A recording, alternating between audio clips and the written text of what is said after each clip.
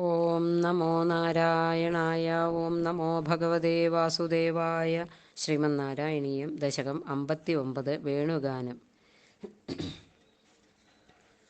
त्वद्वपुर्नवकलाय कोमलं प्रेमदोहनमशेषमोहनं ब्रह्मतत्त्वपरचिन्मुदात्मकं वीक्ष्य सम्मुमुहुरन्वहं स्त्रियः मन्मथोन्मथितमानसाक्रमात् तद्विलोकनरतास्ततस्ततः गोपिकास्तवनसेहिरे हरे काननोपगतिमप्यहर्मुखे निर्गते भवति दत्तदृष्टयः त्वद्गतेन मनसा मृगेक्षणाः वेणुनादमुपकर्ण्य दूरतः त्वद्विलासकथयाभिरेमिरे काननान्दमितवान् भवान् अपि स्निग्धपादपतले मनोरमे व्यत्ययाकलितपादमास्थितः प्रत्यपूरयत वेणुनालिकां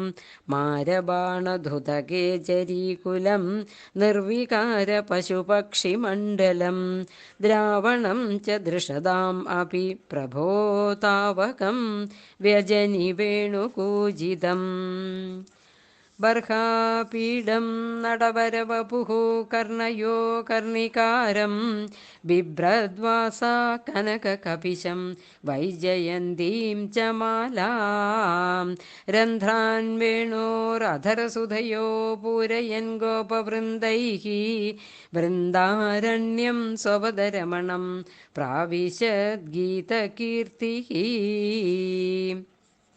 वेणुरन्ध्रतरलाङ्गुलीदलं ताळसञ्चलितपादपल्लवं तत्स्थितं तव परोक्षमप्यहो संविचिन्त्य मुमुहुर्व्रजाङ्गनाः निर्विशङ्कभवदङ्गदर्शिनीः खेजरीखकमृगान् पशूनपि त्वत्पदप्रणयिकाननं च ताः धन्यधन्यमिति नन्वमानयन् आविपेयमधरामृतं कदा वेणुभुक्तरसशेषमेकदा दूरतो बद कृतं दुराशयेति आकुला मुहुरिमा समामुहन् प्रत्यहं च पुनरित्थमङ्गनाः चित्तयोनिजनितादनुग्रहात् बद्धरागविवशास्त्वयि प्रभो नित्यमापुरिह